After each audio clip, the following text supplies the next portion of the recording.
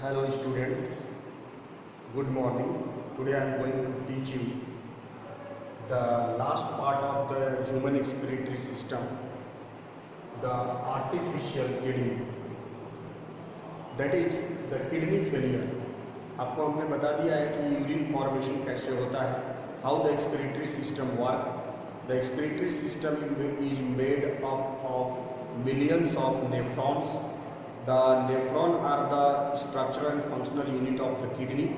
Kidney helps in the formation of urine, that is, it drains the waste material from the body and removes the nitrogenous waste like urea, uric acid, ammonia, creatinine and creatinine from the body. So it is the main excretory organ which removes the waste material or toxic substance in the form of urine from the body.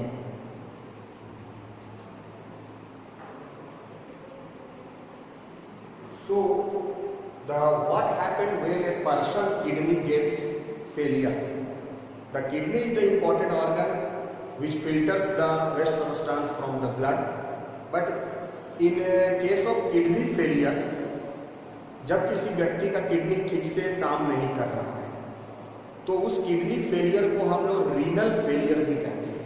Renal failure और kidney failure होने के बाद उस person को dialysis करना पड़ता है।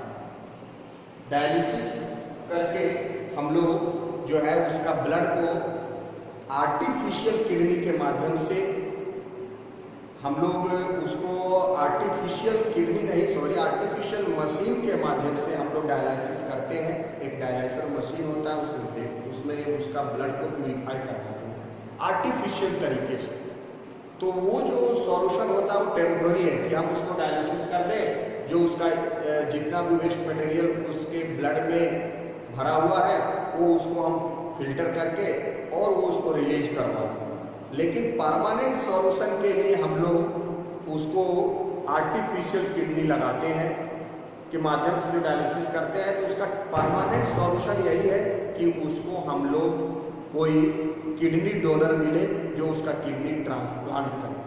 तो आर्टिफिशियल किडनी के माध्यम से जो डायलिसिस किया जाता है उसके बारे में हम लोग आज थोड़ा समझते हैं। सबसे पहले तो जो आर्टिफिशियल किडनी है, it is a device to remove nitrogenous waste products from the blood through dialysis. ये एक ऐसा डिवाइस है जिसके माध्यम से हम लोग नाइट्रोजनस वेस्ट प्रोडक्ट्स को अमोनिया, यूरिया, यूरिक एसिड जो मेन कंपोनेंट है यूरिन के अंदर उसको हम लोग हटाते हैं। वो यूरिन को हम लोग बाहर निकालते हैं जो ब्लड में मिक्स है थ्रू डायलिसिस। डायलिसिस के जरिए डायलिसिस करके उसको हम हटाते हैं। In case of kidney failure, जैसे हमने पहले बताया कि अगर नॉर्मल किडनी आपका नहीं काम कर रहा है तो an artificial kidney can be use. तो हम लोग आर्टिफिशियल किडनी यूज करते हैं। आर्टिफिशियल किडनी के जरिए जब हम लोग फिल्ट्रेट करते हैं तो उसको हम लोग डायलिसिस करते हैं।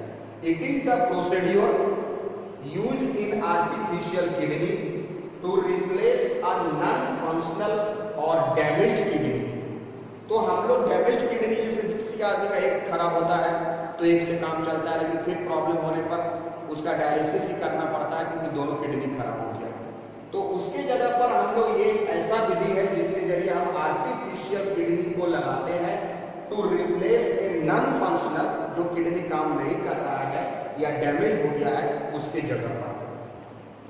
इसमें हम लोग क्या करते हैं ये आपको बता रहे हैं। In the process blood of the patient, यहाँ पर blood of the patient, in the process blood of the patient is allowed to pass through the long cellulose tubes dipped in a tank containing dialysis solution having same ionic concentration as plasma।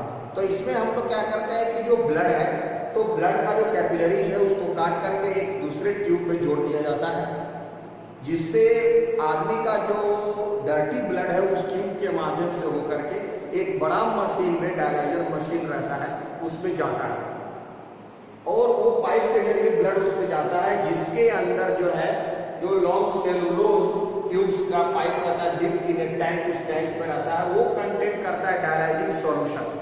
उसका ionic concentration जो है बिल्कुल plasma के जैसा होता है और उसमें वो जो है dialysing solution having same ionic concentration and plasma. और ब्लड जैसे उस डायलाइजिंग टैंक में जाता है, वहां पर जाने के बाद वो फिल्टर होता है, वहां डायलाइजिंग मशीन के अंदर डायलाइजर से जो है जो डर्टी ब्लड को फिल्टर करता है। दूसरी तरफ से एक और ट्यूब आता है जो उस प्योर ब्लड को ला करके फिल्ट्रेट को ला करके फिल्टर किया हुआ ब्लड को ला करके बॉडी में फिर वापस डाल देता है। एक तरफ से इम्प्योर जाता है, वो डायलाइजर मशीन में वो फिल्टर होता है, जैसे हमारा नेफ्रॉन में देख रहे हैं कि ग्लोमेरुलस फिल्टर करता है, उस तरह से वो आर्टिफिशियल किडनी डायलाइजर मशीन जो है वो फिल्टर करता है। फिल्टर करने के बाद जो फिल्ट्रेट जो अनावश्यक बचता है उस डायलाइजर मशीन में रह जाता है और जो दूसरे ट्यूब से जो कनेक्ट है उसके तरफ से जो प्योर ब्लड है जो फिल्ट्रेट किया हुआ रहता है वो वापस आकर के बॉडी में मिक्स हो जाता है दूसरे ट्यूब के जरिए।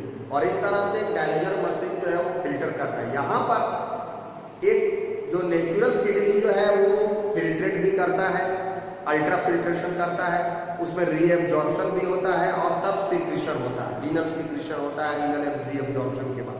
यहाँ पर कोई ट्यूबुलर रीएब्जॉर्प्शन नहीं होता, कोई वैसा ट्यूबुल नहीं है, रीनल ट्यूबुल के जैसा लूप ऑफ हेनली और असेंडिंग डिसेंडिंग लूप नहीं है। वहाँ पर पीसीटी प्रॉक्सिमल कॉन्वोल्यूटेड ट्यूबुल और डीसीटी डिस्टल कॉन्वोल्यूटेड ट्यूबुल के जैसा वहाँ पर कोई मैकेनिज्म नहीं है कि रीएब्जॉर्प्शन होगा।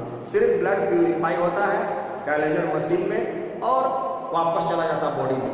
तो इस केस में जो है बहुत सारा यूजफुल सबस्टांस भी बाहर निकल जाता है, बॉडी को सिर्फ डर्टी सबस्टांस से मुक्ति मिल जाता है और पर्सन जो है वो सरवाइव करता है। तो ये एक समाधान है सिर्फ व्यक्ति को जिंदा रखने का, उसको थोड़ा बचा के रखने का। डायलिसिस कर देने पर डर्टी ब्लड उसका हट जाता है और प्योर ब्लड जो है उसमें बच जाता है। तो इस तरह से जो है हम लोग जो है डायलिजर मशीन के जरिए जो है डायलिसिस करते हैं। So the waste substances diffuse out of blood, blood से वो निकल जाता है into the tight and clean blood जो है is send out to the body once again. तो इस तरह से हम लोग आर्टिफिशियल किडनी के जरिए डायलिसिस करते हैं जिसमें डायलिसिस हो पाता है। अब नाउ ये था डायलिसिस का प्रोसेस। अब नेक्स्ट टॉपिक जो हमारा एक बच गया है छोटा सा, वो है आपका excretion in plants. Excretion in plants में भी जो एक्सक्रीशन होता है वो आप थोड़ा सा समझ लीजिए, बहुत छोटा टॉपिक है। इसमें क्या है कि प्लांट के केस में जो एक्सक्रीशन है, जैसे प्लांट जो है रेसिन के रूप में, गम के रूप में, टैनिन के रूप में, जो एडहेसिव के रूप में बहुत सारा सबस्टांस जो है वो रिलीज करता है, जिसमें उसका जब वो रिलीज करता है एक्सक्रीशन इन प्लांट्स के केस में, तो वो प्लांट के लिए वो सबस्टांस जो है वो यूजफुल नहीं होता, लेकिन प्लांट के लिए वो बेकार है, लेकिन ह्यूमन बीइंग्स के लिए वो यूजफुल होता है। तो एक्सक्रीशन इन प्लांट्स जो है वो आपका बहुत हद तक, जैसे प्लांट जो है आपका, जैसे प्लांट्स का देखते हैं कि छाल है, उससे जो आपका एडहेसिव के रूप में जो रबर प्लांट है या और भी प्लांट है या पीपल का है, बरगद का है, जो उससे जो वेस्ट मटेरियल जो रिलीज करता है, वेस्ट सबस्टांस जो है, waste substances released from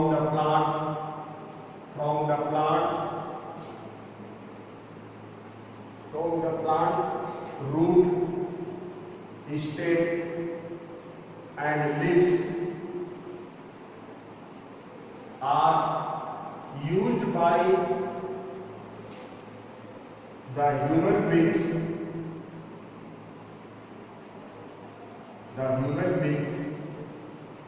as an useful product, वो यूजफुल प्रोडक्ट के रूप में यूज होता है। बिकॉज प्लांट के लिए वो बेकार है, भले प्लांट का वो एक्सक्रीटरी सबस्टांस है, लेकिन उसको हम लोग ह्यूमन बीइंग्स जो है वो यूजफुल सबस्टांस के रूप में इस्तेमाल करते हैं।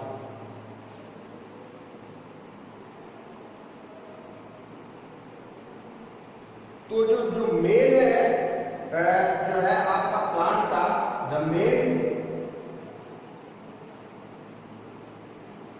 Waste substance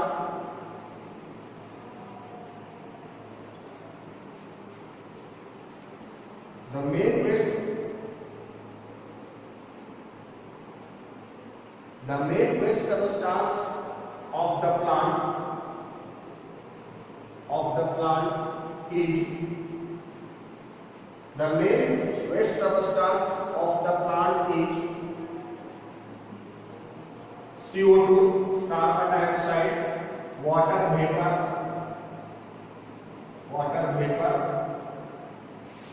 and oxygen.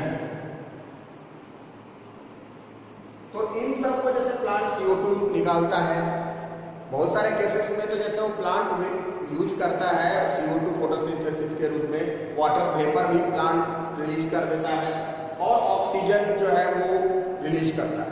तो ये सब मेन सबस्टांस है। उसके अलावा जो है प्लांट जो है plants get rid from water through the process of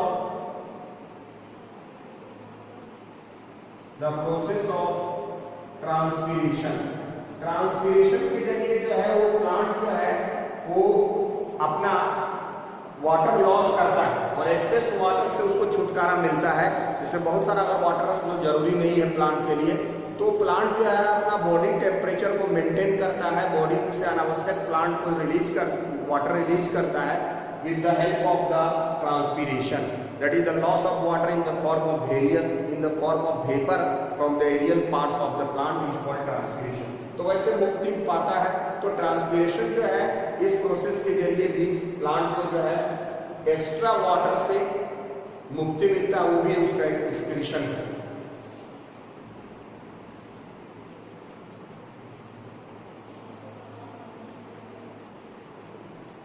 plant जो है कुछ एक्स्ट्रा सबस्टांस जो है वो रिलीज करता है इनटू द सॉइल में भी वो रिलीज करता है एक्स्ट्रा सबस्टांस जो है आपको वो हटा देता है।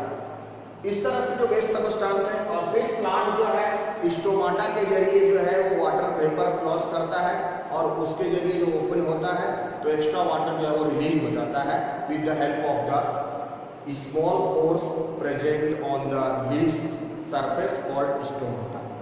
तो ये एक्स्ट्रा वाटर है, कुछ एक्स्ट्रा सबस्टांस जो भी है जो वो सॉइल के जरिए वो जो है आपको सॉइल में भी छोड़ता है रूट के जरिए। तो इस तरह से इसका होता है। बाकी जो वेस्ट सबस्टांसेस है जैसे गम है, आपका एडहेसिव है, टेनिन्स है, ये सब जो है वो हम लोग यूज करते हैं एज ए डिफरेंट प्रोडक्ट के रूप में, which is the excretory product of the plant. So this is the excretion in plants. Thank you.